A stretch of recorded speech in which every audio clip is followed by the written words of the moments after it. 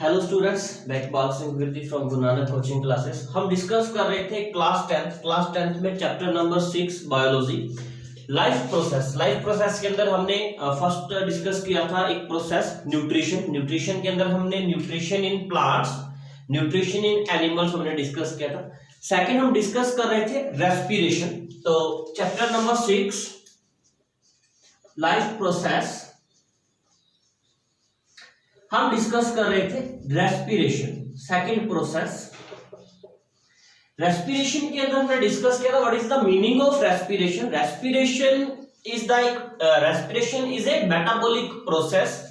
Respiration एक metabolic process है जो हमें एनर्जी प्रोवाइड करता है वेरियस मेथड से, in the presence of oxygen, in the absence of oxygen, and third one is in the lack of oxygen. ठीक है, यहां तक हमने डिस्कस कर लिया था। फिर मैंने बोला था कि हम रेस्पिरेशन के बाद एक और टॉपिक डिस्कस करेंगे जो रेस्पिरेशन के अंदर ही ऐड है, जिसको हम बोलते हैं ब्रीथिंग।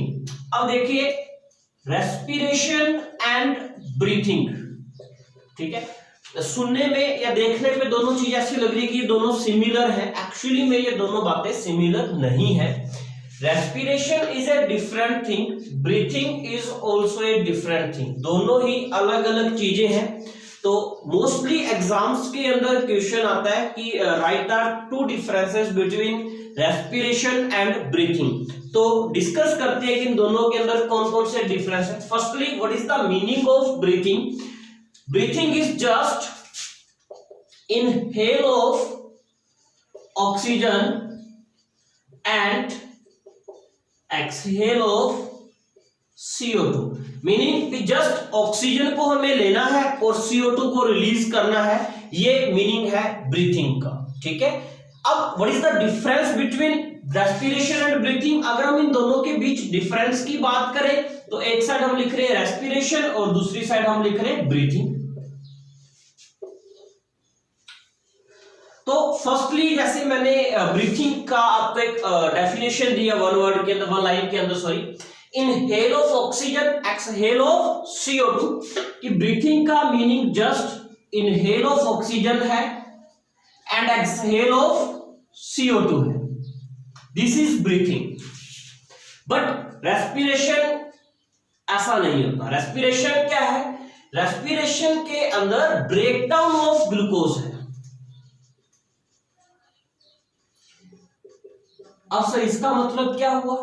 इसका मतलब हुआ कि जो ब्रीथिंग है, ब्रीथिंग सभी ऑर्गेनिजम्स के अंदर नहीं हो सकती। ब्रीथिंग प्लांट्स में नहीं हो सकती, ब्रीथिंग यूनिसेलुलर्स के अंदर नहीं हो सकती। जिनके पास गिल्स और लंग्स नहीं है उनके अंदर ब्रीथिंग नहीं हो सकती। ब्रीथिंग के लिए हमें लंग्स और गिल्स की जरूरत है। लेकिन respiration meaning breakdown of glucose, respiration is a chemical process. ये एक केमिकल प्रोसेस है जो ऑल टाइप्स ऑफ ऑर्गेनिजम्स के अंदर होता है। तो this is the difference between respiration and breathing.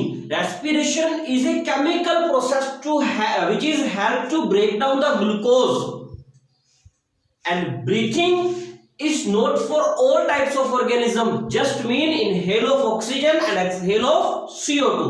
इसका मीनिंग सिर्फ इतना ही है कि ऑक्सीजन को इनहेल करेंगे, CO2 को रिलीज करेंगे। But respiration is a chemical process which is occur in all types of organism including plants, unicellular, multicellular. तो this is the difference between breathing and respiration. यहां से क्वेश्चन आता है, important है थोड़ा सा। अब हम बात कर रहे हैं ब्रीथिंग के अंदर inhale of oxygen and exhale of CO2। तो जो ब्रीथिंग है ये टू टाइप्स के अंदर प्रेजेंट होती है। जैसे एक तो टेरेस्ट्रियल जो ऑर्गेनिज्म है उनके अंदर, टेरेस्ट्रियल ऑर्गेनिजम्स मीनिंग जो जमीन पे रहेंगे, और एक होते हैं एक्वाटिक ऑर्गेनिज्म। एक्वाटिक ऑर्गेनिजम्स जो पानी के अंदर रहते हैं, वाटर के अंदर। टेरेस्ट्रियल ऑर्गेनिज्म जो ब्रीथिंग करते हैं वो करेंगे बाय लंग्स। ये लंग्स के थ्रू ब्रीथिंग करेंगे, लाइक हमारे पास लंग्स हैं। एक्वाटिक ऑर्गेनिज्म जो है ये ब्रीथिंग करते हैं बाय गिल्स, लाइक जो फिशेज हैं इनके पास गिल्स प्रेजेंट होते हैं स्किन के ऊपर, जिससे ये अपनी ब्रीथिंग करते हैं। और जो टेरेस्ट्रियल है ये लंग्स के थ्रू जो ब्रीथिंग है वो करते हैं। अब एक्चुअली में यहां पर एक और मेन बात आती है कि जो टेरेस्ट्रियल ऑर्गेनिजम्स हैं ये क्या करते हैं, मोर ऑक्सीजन इनहेल करते हैं एंड लेस ब्रीथिंग रेट।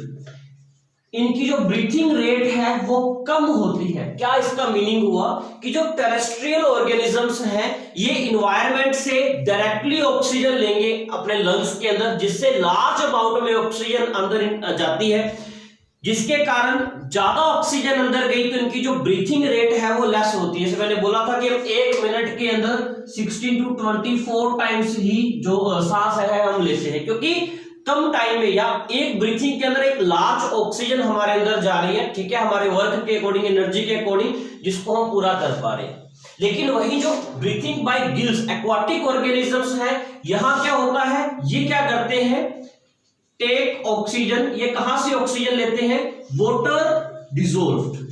जो ऑक्सीजन वाटर के अंदर डिसॉल्व होगी वहां से ये ऑक्सीजन लेंगे, जिसके कारण क्या होगा, ये लेस ऑक्सीजन को इनहेल कर पाएंगे और मोर ब्रीथिंग रेट होगी। इनकी जो ब्रीथिंग रेट है वो क्या होगी, मोर। तो ये भी क्वेश्चन आता है कि जो एक्वाटिक ऑर्गेनिजम्स हैं वो लेस ऑक्सीजन लेते हैं, टेरेस्ट्रियल ऑर्गेनिज्म मोर ऑक्सीजन लेते हैं, या जो एक्वाटिक ऑर्गेनिजम्स हैं उनकी ब्रीथिंग रेट हायर होती है then terrestrial organisms. Why? Because aquatic organisms take water dissolved oxygen, ठीक है, वाटर के अंदर डिसॉल्व्ड ऑक्सीजन ले रहे हैं, जिसके कारण ब्रीथिंग रेट ज्यादा है। प्लस जो टेरेस्ट्रियल ऑर्गेनिजम्स है वो डायरेक्ट एयर से, डायरेक्ट एटमॉस्फेयर से जो ऑक्सीजन है वो ले रहे हैं, इसलिए उनकी जो ब्रीथिंग रेट है वो क्या है, कम है। तो यहां पर आपको ये क्वेश्चन आ जाएगा। उसके बाद हम एक्वाटिक ऑर्गेनिजम्स के बारे में ज्यादा डिस्कस नहीं करेंगे, हम डायरेक्ट डिस्कस कर रहे हैं कि ब्रीथिंग इन ह्यूमन बीइंग, कि ह्यूमन बीइंग के अंदर जो ब्रीथिंग है वो कैसे हो रही है।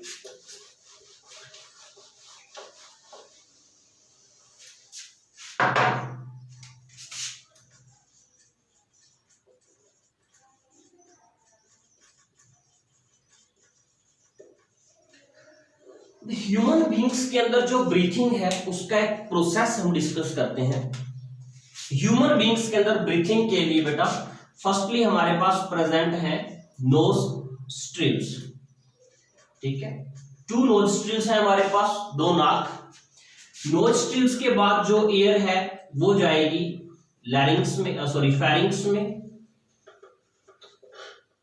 फेरिंग्स के बाद जाएगी लैरिंग्स में, लैरिंग्स के बाद जाएगी ट्रेकिया के अंदर, ट्रेकिया के बाद जाएगी ब्रोंकाई के अंदर, ब्रोंकाई के बाद जाएगी ब्रोंकियोल्स में, एंड लास्ट वन जाएगी एल्वियोलाई के अंदर। ये एक प्रोसेस है ह्यूमन बीइंग्स के अंदर ब्रीथिंग का, ठीक है। फर्स्टली जो एयर है वो नोस्ट्रिल में गई, then pharynx, then larynx and next trachea, bronchi, bronchioles और 2 लंग्स है हमारे पास जिसके अंदर जाएगी। अब इनके अंदर क्या क्या प्रोसेस होता है एयर का वो डिस्कस करते हैं। जैसे ही एयर नोस्ट्रिल्स के अंदर एंटर करेगी तो नोस्ट्रिल के अंदर एंटर करते ही वहां पर हेयर्स प्रेजेंट होते हैं, हेयर्स आर प्रेजेंट। ये हेयर्स क्या करेंगे, हेयर्स क्या करते हैं, filter the air, filter the air. अब ये जो एयर हमारे अंदर एंटर हुई है उस एयर को फिल्टर करेंगे, मीनिंग जो भी डस्ट पार्टिकल्स हैं वो वहीं रुक जाएंगे। जैसे हम हमारा डेली मॉर्निंग में उठते ही नोज को क्लीन करते हैं, नोज से कुछ डस्ट पार्टिकल्स जो है वो बाहर निकलते हैं, वो क्या है कि हमारी एयर के अंदर जो डस्ट प्रेजेंट थी वो आई। हेयर्स प्रेजेंट है जो फिल्टर करेंगे एयर को, एंड ए म्यूकस मेम्ब्रेन, एक म्यूकस मेम्ब्रेन होती है which is helps to wet the oxygen because dry oxygen damage the lungs। उसके बाद जैसे नोस्ट्रिल्स के अंदर एयर एंटर करी, एयर एंटर करते ही हेयर्स प्रेजेंट है, हेयर्स के बाद जैसे ही क्लीन एयर अंदर जाएगी तो यहाँ पर एक रेड कलर की म्यूकस मेम्ब्रेन होती है जो बहुत ही ज्यादा चिपचिपी स्टिकी नेचर की होती है। तो वो क्या करती है, सारी एयर को वेट करेगी, क्योंकि हमारे लंग्स के अंदर एयर कभी भी ड्राई नहीं जानी चाहिए। बहुत सारे लोगों को गर्मी के अंदर एपिस्टैक्सिस को सिंपल में बोलते हैं नक्सीर छूटना या नाक से खून आना, जिसको हम साइंस की लैंग्वेज में एपिस्टैक्सिस बोलते हैं। अब ये एपिस्टैक्सिस क्या होता है, नाक से खून आने लग जाता है, इसका रीजन क्या होता है? देखिए दो बातें हैं, ध्यान से सुनिए। फर्स्टली क्या है, विंटर सीजन। विंटर सीजन में ठंड के अंदर नॉर्मली कंटिन्यूसली हमारी जो नोज है वो फ्लो होती है, नाक बहती है विंटर सीजन के अंदर। क्यों? क्योंकि क्या होता है बेटा, विंटर सीजन में ऑलरेडी एयर के अंदर मॉइस्चर है। जैसे ही हमारे अंदर एयर जाएगी, ठीक है, पहले वो फिल्टर होगी, देन वो जाएगी म्यूकस मेम्ब्रेन पे। उस मॉइस्ट एयर को म्यूकस मेम्ब्रेन और ज्यादा मॉइस्ट करेगी और ज्यादा गीला करेगी, जिसके कारण जो एक्सेस वाटर है वो नोज से बाहर आने लगेगा। वहीं समर सीजन के अंदर क्या होता है, एनवायरनमेंट के अंदर जो एयर है वो बहुत ज्यादा ड्राई है। ड्राई एयर होने के कारण घर वाले बोलते कि जी लू चल रही है, आप बाहर मत निकलो, निकलना है तो मुंह को कवर करके निकलो, फेस को कवर करो। क्यों? अगर हम डायरेक्ट बाहर निकलेंगे तो ड्राई एयर अंदर जाएगी, ड्राई एयर डायरेक्ट अटैक करेगी म्यूकस मेम्ब्रेन पे। म्यूकस मेम्ब्रेन इतनी ज्यादा ड्राई एयर को वेट नहीं कर पाएगी और वो डैमेज हो जाएगी, जिससे नाक से खून निकलेगा। वहीं अगर फेस को कवर किया होगा तो फेस पे स्वेटिंग आएगी, तो कुछ एयर स्वेट के कारण मॉइस्ट हो जाएगी, कुछ एयर म्यूकस मेम्ब्रेन मॉइस्ट कर देगी और हमारे लंग्स के अंदर मॉइस्ट एयर एंटर कर जाएगी। यही रीजन है कि एयर जो है वो मॉइस्ट होनी चाहिए। अगर ड्राई एयर हमारे अंदर जाएगी तो हमें डैमेज करेगी। हॉस्पिटल्स के अंदर भी आप चेक कर सकते हैं, जिस भी पेशेंट को जो एयर है, जो ऑक्सीजन लगाई जाती है मास्क, फर्स्टली वो ऑक्सीजन जो है एक वाटर के अंदर से पास करवाई जाती है, ताकि वो ऑक्सीजन वेट हो सके, गीली हो सके, क्योंकि जो ड्राई ऑक्सीजन है वो हमारे लंग्स को डैमेज करती है। सेकंड आ गया फेरिंग्स एंड लैरिंग्स। फेरिंग्स और लैरिंग्स इज नथिंग, ज्यादा हम डिस्कस नहीं करेंगे। हालांकि फेरिंग्स को हम वॉइस बॉक्स भी बोलते हैं। फेरिंग्स और लैरिंग्स क्या करते हैं, प्रोवाइड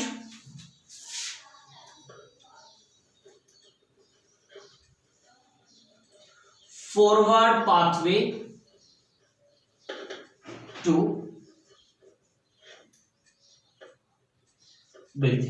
ब्रीथिंग को एक फॉरवर्ड पाथवे प्रोवाइड करते हैं ये, ठीक है। अब नेक्स्ट आ गया ट्रेकिया। अब यहां से हम एक डायग्राम के थ्रू रीड करेंगे। नोज के बाद जस्ट जो एयर जाएगी यहां, ये जो पाइप आपको दिखाई दे रही है ये है ट्रेकिया। अब देखिए ये बनाई हमने ट्रेकिया, स्पेस थोड़ा सा कम है। ट्रेकिया के बाद जो ट्रेकिया है वो ब्रोंकाई, टू ब्रोंकाई के अंदर, वन ट्रेकिया टू ब्रोंकाई के अंदर कन्वर्ट हो जाएगी। तो ये हो गए हमारे ब्रोंकाई, ये थी ट्रेकिया और ट्रेकिया डिवाइड हो गई bronchi. Each bronchi open in each lung, जो हर एक ब्रोंकाई है वो एक लंग्स के अंदर ओपन हो जाएगी। और bronchi divided into small parts called bronchioles. इस तरीके से आप वी बनाइए, फिर ऊपर से खींच दीजिए, फिर आप ऐसे वी बनाइए उल्टा, इस तरीके से। जो ब्रोंकाई है वो आगे फर्दर पार्ट्स के अंदर डिवाइड हो चुकी है। These are called bronchioles. Both side होगा, दोनों साइड हो गए इस तरीके से।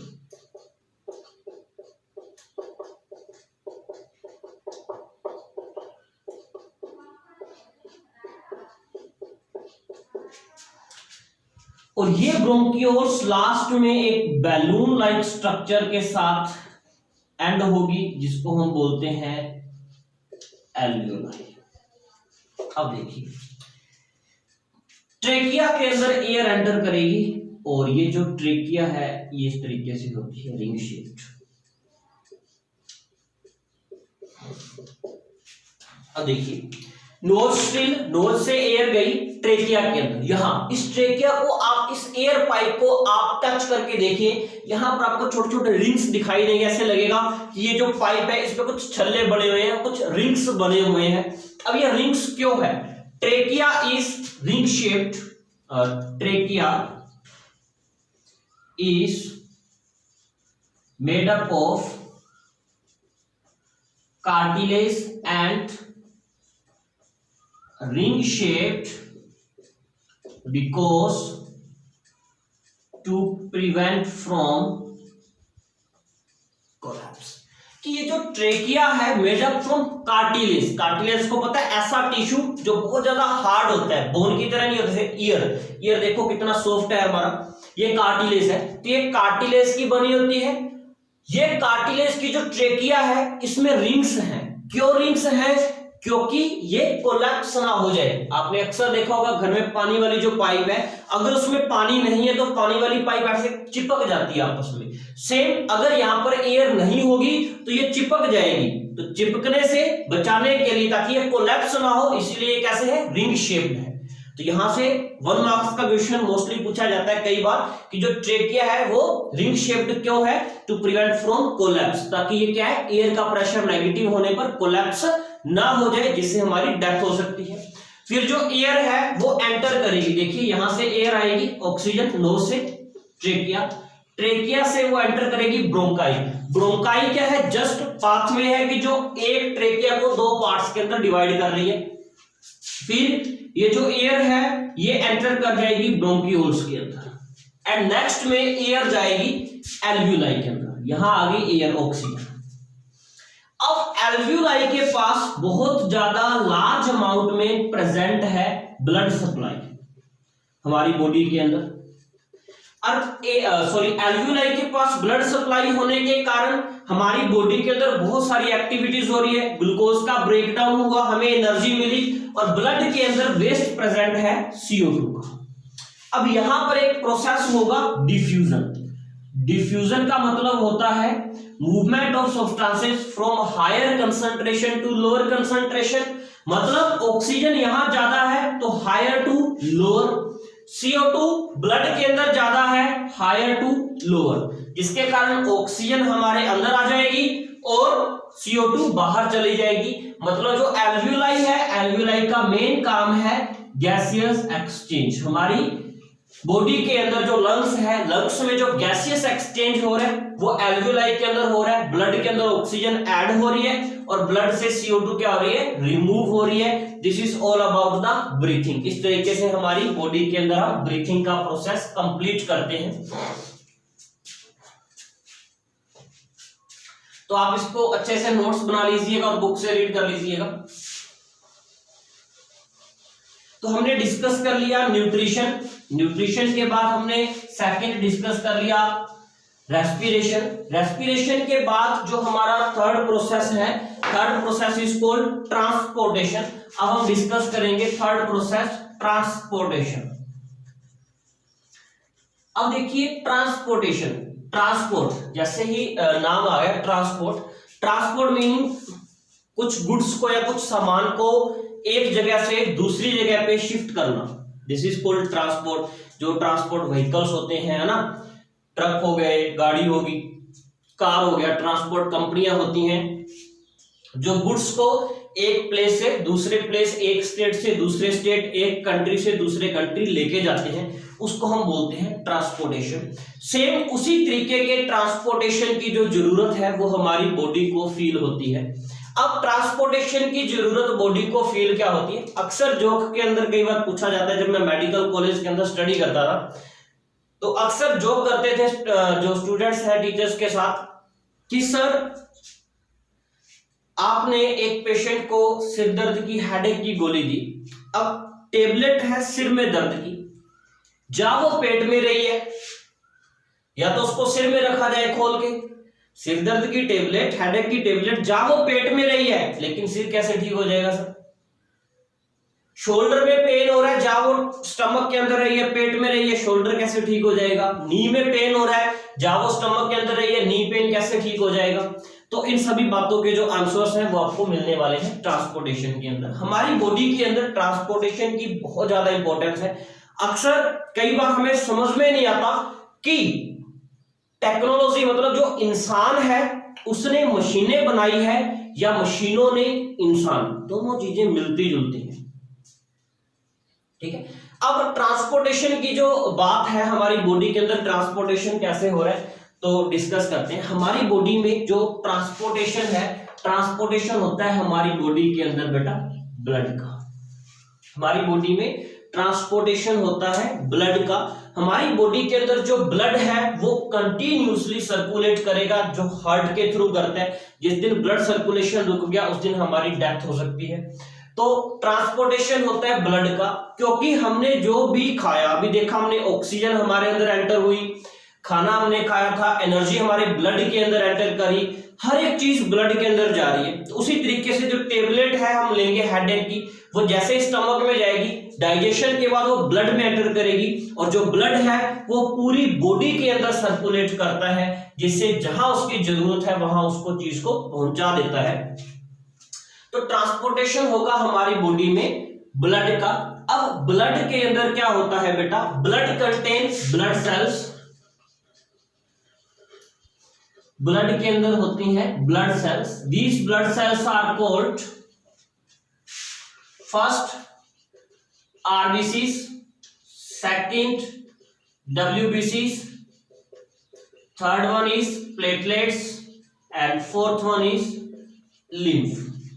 तो 4 सब्सटेंसेस हमारे ब्लड के अंदर है। RBCs meaning red blood cells, जो हमारी हीमोग्लोबिन का जो मेन पार्ट होता है आरबीसीज होती हैं, ठीक है, जो हमारे ब्लड को प्रोवाइड करती हैं रेड कलर।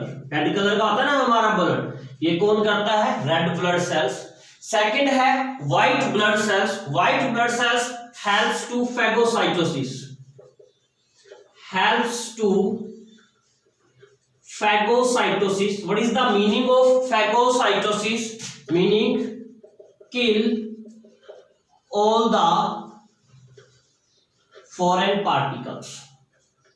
कि जैसे ही हमारी बॉडी के अंदर कोई भी फॉरेन बाहर का पार्टिकल्स आके एंटर करेगा तो डब्ल्यूबीसी को क्या कर देंगे, किल। मीनिंग हमारी बॉडी का जो इम्यून सिस्टम है उसको कौन कंट्रोल करता है, डब्ल्यूबीसी कंट्रोल करते हैं।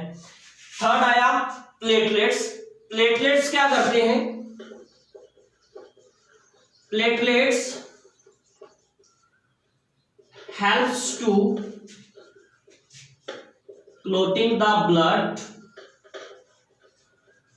After injury. आपने अक्सर सुना होगा जी, डेंगू मलेरिया के केस में किसी पर्सन की जो प्लेटलेट्स है वो डाउन हो चुकी हैं। प्लेटलेट्स क्या करती हैं, हमारे चोट लगने पर, हमें कोई इंजरी होगी, इंजरी पर क्या होता है, कुछ मिनट के बाद 1 2 3 4 मिनट्स के बाद जो ब्लड है वो अपने आप स्टॉप हो जाता है ड्यू टू प्लेटलेट्स।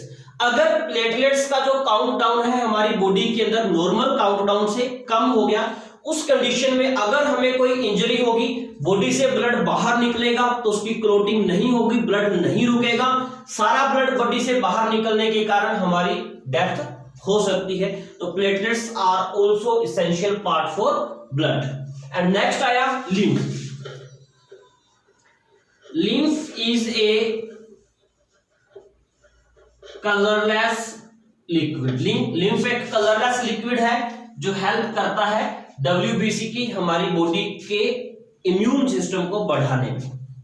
तो हमारी बॉडी के अंदर जो ट्रांसपोर्टेशन होता है ब्लड का, जिसमें से हमने देख लिया, देखो हीमोग्लोबिन भी आ रहा है, इम्यून सिस्टम भी आ रहा है, ब्लड क्लोटिंग की भी जो मेडिसिन है, जो प्लेटलेट्स है वो एंटर कर रही हैं, लिम्फ भी है, ठीक है। तो ये 4 टाइप्स की ब्लड सेल्स है जो हमारे ब्लड के अंदर प्रेजेंट है, जो कंटिन्यूसली हमारी बॉडी के अंदर ट्रांसपोर्ट होती है, कंटिन्यूसली सर्कुलेशन जो है इनका वो चलता है। अब बॉडी के अंदर इन ब्लड सेल्स का जो सर्कुलेशन है वो कैसे होता है उसको हमें डिस्कस करना है, डिस्कस करते हैं। जो ट्रांसपोर्टेशन है ब्लड का,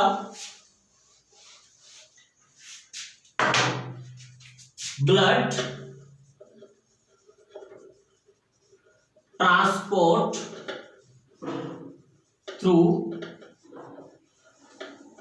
ब्लड वेसल्स। ब्लड जो है वो ब्लड वेसल्स से ट्रांसपोर्ट होगा। ब्लड वेसल्स होती हैं बेटा first arteries, second veins and third आएंगी कैपिलरीज। 3 टाइप्स की जो ब्लड वेसल्स हैं हमारी बॉडी के अंदर ब्लड का ट्रांसपोर्टेशन करती हैं। अब what is the difference between arteries और वेन्स, तो डिस्कस करते हैं। आर्टरीज क्या होती हैं?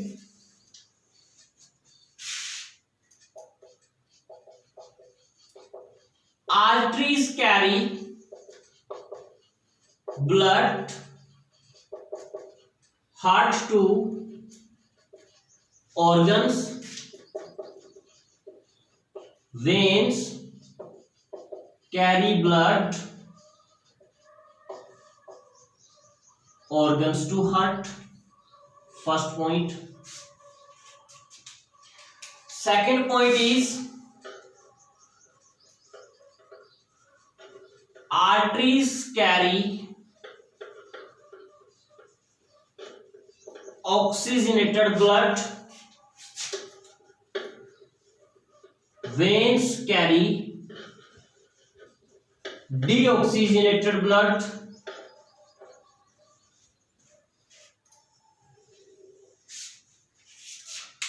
third,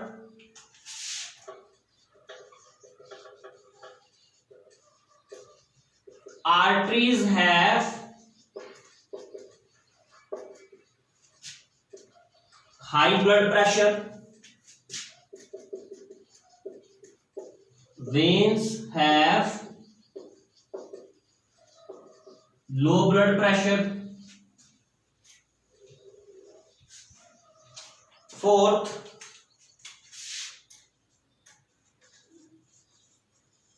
lumen of arteries is thick, lumen of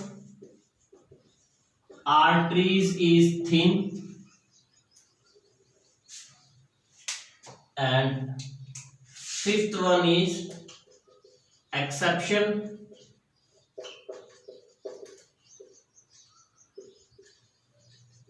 Pulmonary artery carry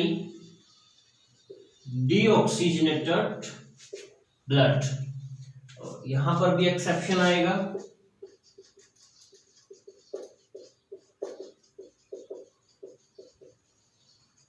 Pulmonary veins carry oxygenated blood. अब आगे कैपिलरीज। कैपिलरीज क्या होती हैं?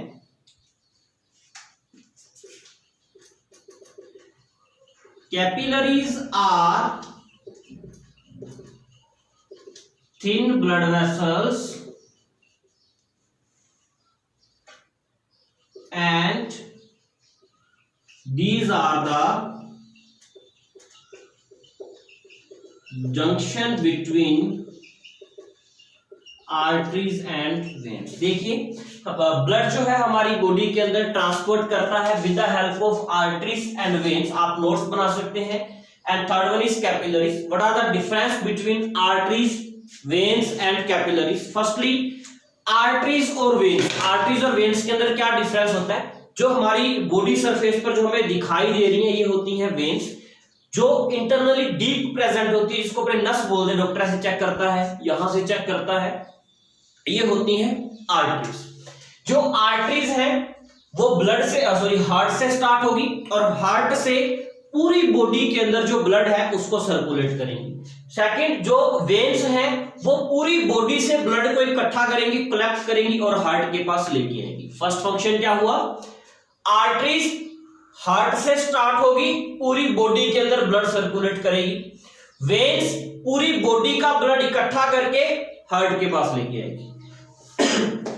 Second, arteries carry oxygenated blood. Arteries के अंदर हमेशा ही प्योर ब्लड होता है, मीनिंग ऑक्सीजनेटेड, ऐसा ब्लड जिसमें सिर्फ ऑक्सीजन है, बिल्कुल प्योर फिल्टर ब्लड है। वेन्स के अंदर डीऑक्सीजनेटेड, ऐसा ब्लड जिसके अंदर ऑक्सीजन नहीं है, कार्बन डाइऑक्साइड CO2 प्रेजेंट है, वो ब्लड होता है। थर्ड, आर्टरीज का ब्लड प्रेशर बहुत ज्यादा हाई होता है। आर्टरीज हमारी बॉडी में इसीलिए डीप होती हैं क्योंकि उनका ब्लड प्रेशर हाई है। अक्सर आपने मूवीज के अंदर देखा होगा कि किस पर्सन ने अगर अपनी आर्टरी को कट कर लिया, नस को कट कर लिया, उसकी डेथ हो जाती है। ऐसा क्यों? आर्टरी को कट करने से बहुत हाई प्रेशर के साथ जो ब्लड है वो बॉडी से बाहर निकलता है। हाई प्रेशर से ब्लड बाहर निकलेगा हाई स्पीड से, तो उस पर्सन की क्या हो जाएगी, तड़प तड़प के डेथ हो जाती है। सेकंड, जो वेन्स है उनकी जो ब्लड प्रेशर है वो कम होता है। वेन्स पे तो डॉक्टर अक्सर जो सिरिंज लगा के ब्लड निकाल लेते हैं, इतना ज्यादा प्रेशर नहीं होता। फोर्थ है ल्यूमन, मतलब अगर ब्लड का प्रेशर हाई है तो उसकी जो बाहर वाली दीवार है, उसकी जो कवरिंग है वो थिक होती है, वहीं ल्यूमन की थिन होती है। एक एक्सेप्शन है पल्मोनरी आर्टरी, ये आपको याद रखना है, जो हमेशा डीऑक्सीजनेटेड ब्लड कैरी करती है, और पल्मोनरी वेन एक ऑक्सीजनेटेड ब्लड कैरी करती है।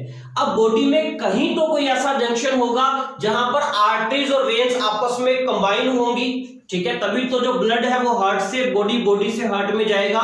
तो उन दोनों के बीच का जो जंक्शन है उसको हम बोलते हैं कैपिलरीज। जो बहुत ज्यादा बारीक ब्लड वेसल्स होती है, अपने बोल सकते हैं कि हमारे हियर से, बाल से भी ज्यादा बारीक जो ब्लड वेसल्स है उनको हम बोलते हैं कैपिलरीज। कैपिलरीज के थ्रू हमारी बॉडी के अंदर जो ब्लड है वो ट्रांसपोर्ट करता है।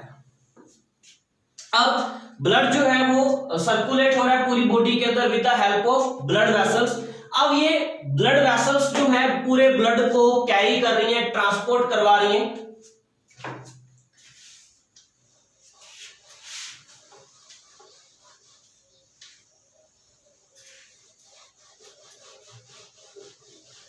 लेकिन अब इनका मेन पार्ट, मेन ऑर्गन कौन सा है ब्लड को ट्रांसपोर्ट करवाने का या हमारी बॉडी के अंदर ट्रांसपोर्टेशन का? मेन ऑर्गन है हमारी बॉडी के अंदर ट्रांसपोर्टेशन हो रहा है with the help of heart. दिल जिसको अपने बोलते हैं हार्ट, हृदय, ठीक है। अब हार्ट जो है हमारी बॉडी के अंदर ट्रांसपोर्टेशन कर रहा है पूरे ब्लड का, आर्टरीज को भी वही कंट्रोल कर रहा है, वेन्स को भी वही कंट्रोल कर रहा है। हमारी बॉडी का ब्लड प्रेशर है, बीपी हाई हो गया जी, बीपी लो हो गया, ये भी हार्ट ही कंट्रोल कर रहा है। तो अब हम बात करते हैं थोड़ी सी हार्ट के बारे में कि एक्चुअली में चीज क्या है। Heart is A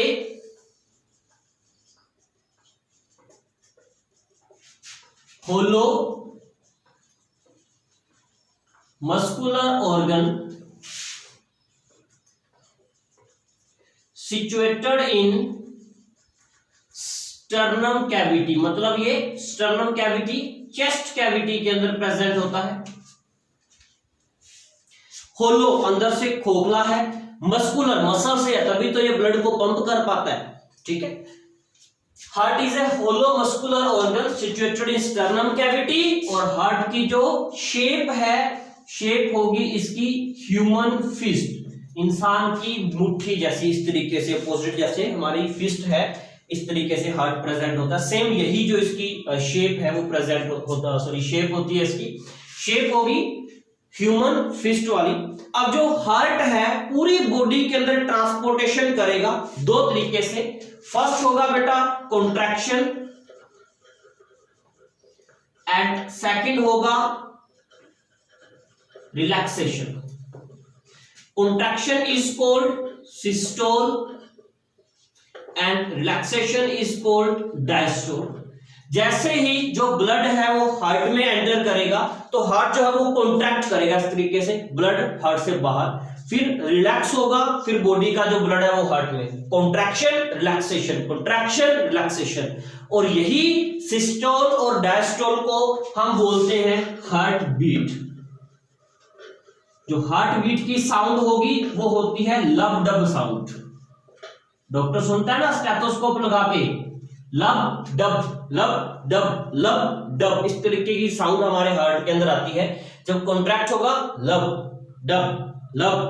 dub.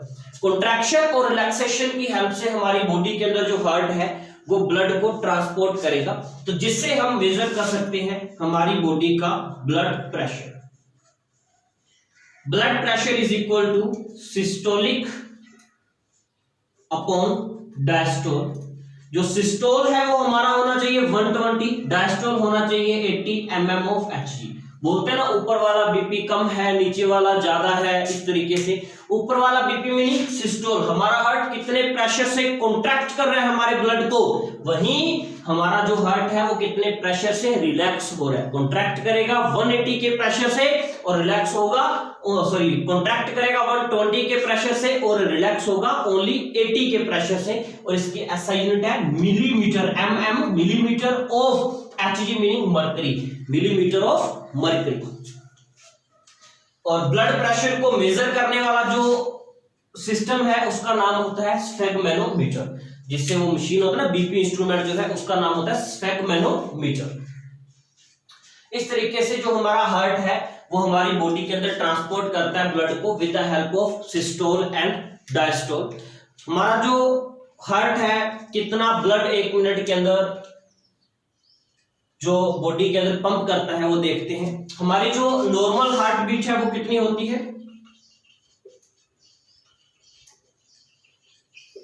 72 beats per minute, या अपने अप्रोक्स मानते हैं जी 70 beats per minute. 60 to 90 normal रहती है, कोई दिक्कत नहीं है। 60 to 90 के अंदर अगर आ रहा है तो वो नॉर्मल हार्ट बीट है। तो 70 बीट्स पर मिनट जो है हम करते हैं, हमारा हार्ट जो है वो बीट करता है।